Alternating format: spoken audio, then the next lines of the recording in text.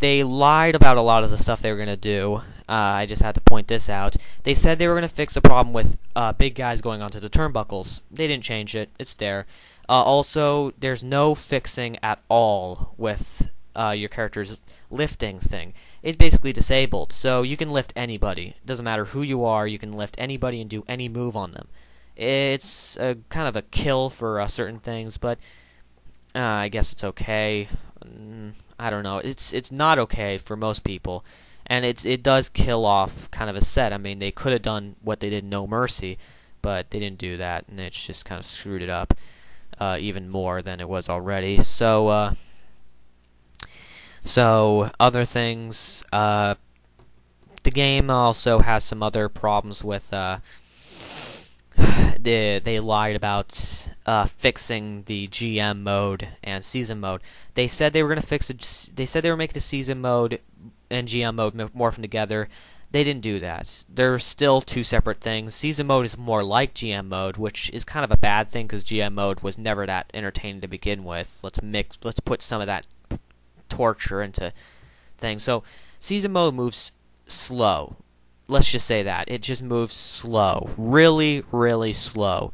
You know, you're going to be going through matches. The matches are, you know, they're so far apart. And what they basically do is they just set you up and say, alright, you know, you have this many days before a match, and you can train till then and get stronger.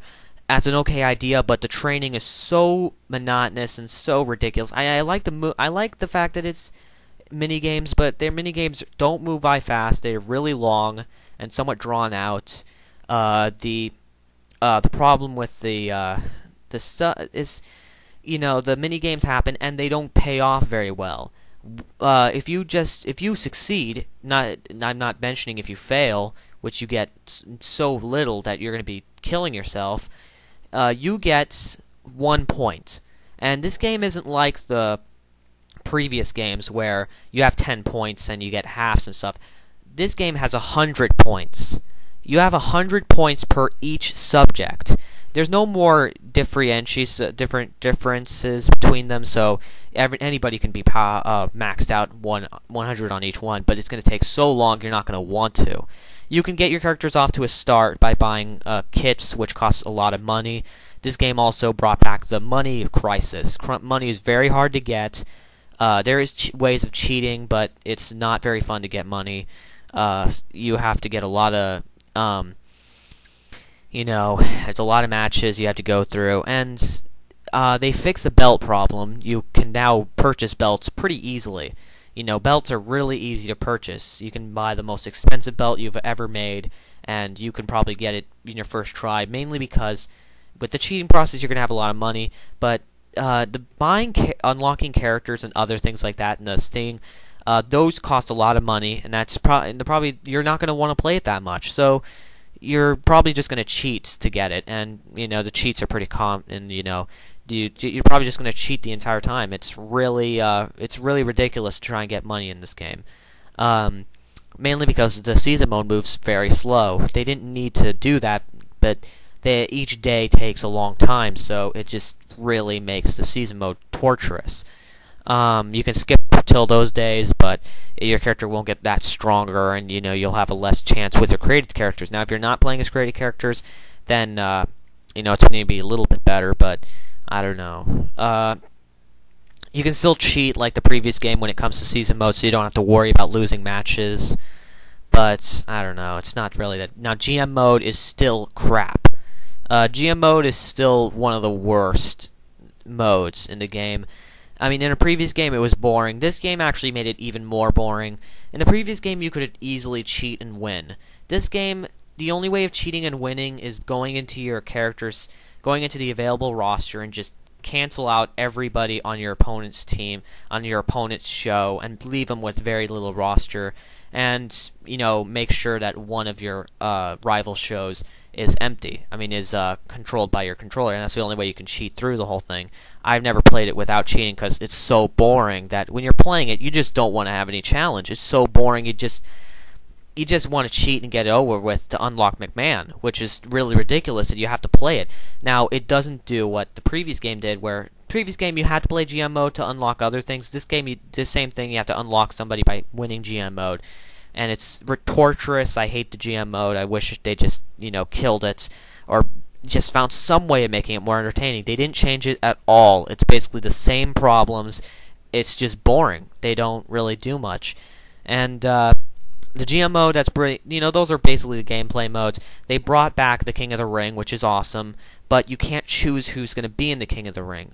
Well, you can make a tournament, but it's you don't even know what that means, and it pretty much replaced PPV mode. You can no longer create PPV modes, which are pretty retarded. There's other things that are missing from the game. So that's pretty much it. That's the entire game. You can just play exhibition modes, which there's new ECW stuff, which is okay.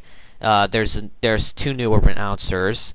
Now JBL is in there, which he sounds really bad. I don't think he sounds that good in there. And a lot of the sayings that JBL says is just recycled from Taz, which is pretty ridiculous.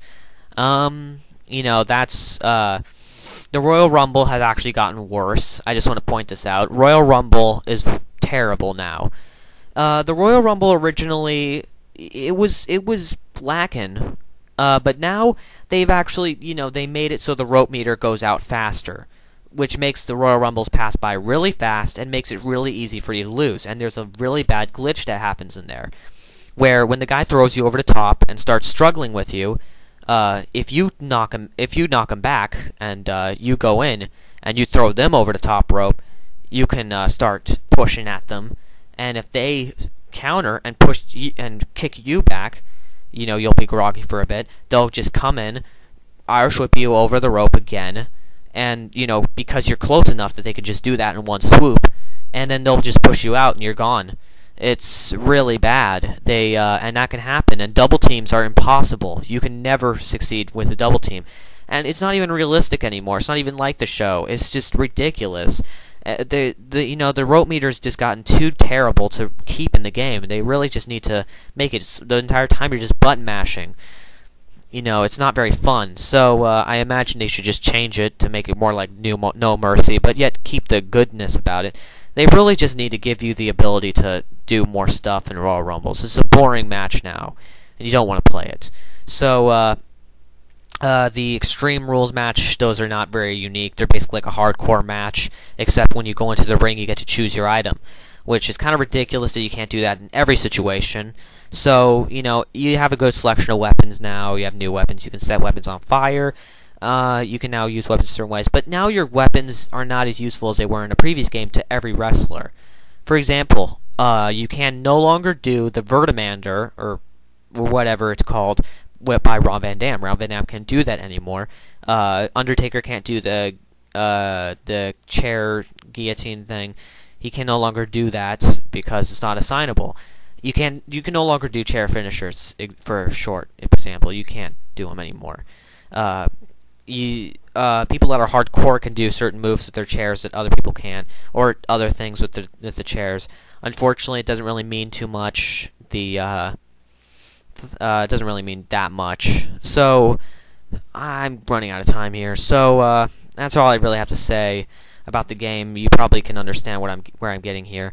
The game has some improvements, so it's a little bit better than 2007, but yet it has a lot of things that are still wrong with it that developers are kind of ignoring. So they really need to just kind of snap out of it and really start trying to get better at it, trying to make a game that's better. And it is broken, so they need to go at it. It's not the situation of, if it's not broken, don't fix it. It's not a situation of that. It's still a not very great game. And so I imagine it's a recommended idea that they just go in there and start trying to make it more like No Mercy, because No Mercy was a way better example of a better game. So giving this game a score, it has to be just a 6.5. That's all you can really give it. It's not that great, but it's kind of gone for too long. But it's still better than 2007. Don't get me wrong; it's not worse. But that's pretty much all I have to say. Sorry if this gets split into 2 parts. Sorry for my. It's just a big game.